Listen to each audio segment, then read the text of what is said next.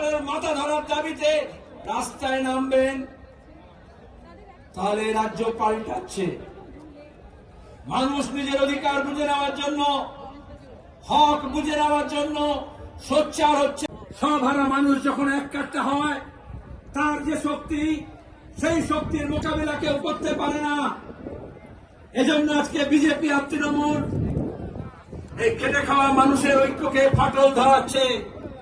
কোচবিহার থেকে কাকদ্বীপ কারুর মুরদ হবে না, লাল ঝান্ডার গায়ে হাত তুলবে। আর ওই বিরোধী দলের নেতা যে পিএনজিকে নিয়ে এসে, মাওবাদীদের নিয়ে এসে সিদ্দিকুল্লাহ প্রতি মালদায় যা ঘটাতে চাইল, এই রামনবমী, ঈদ, জামিয়াতুল আলবিদা, জুম্মার নামাজ, তার সঙ্গে হনুমান জয়ন্তী, আমরা দেখলাম বিধানসভার মধ্যে, লোকসভার মধ্যে, জনসভাতে, প্রেস কনফারেন্সে, টেলিভিশন চ্যানেলে বসে বিজেপি দেখেছি। রাস্তায় কত আক্রমণ, বাড়িতে হামলা, হুমকি, যে বাসে করে এসছে তার উপরে হামলা। কলকাতায় সমাবেশ হয়েছে, নির্লজ্জ কলকাতার পুলিশকে দিয়ে সেই বাসগুলোকে ভাঙচুর করা হয়েছে। এখন আর কিন্তু সে অবস্থা নেই। মেহনতি মানুষের ঐক্যকে ভাঙার জন্য চেষ্টা করছে।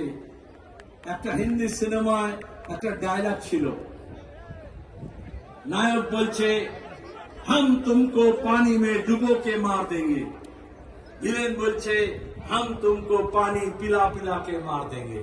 আর লোকেশনে হাততালি দেয়।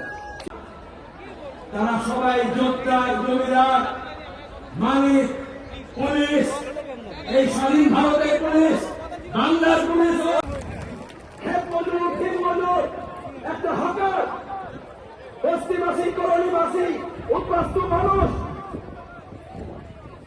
শ্রমিক, অস্থায়ী শ্রমিক, যারা দিন আনে দিন খায়, দিন মজুর, যারা বিভিন্ন স্কিমে কাজ করে,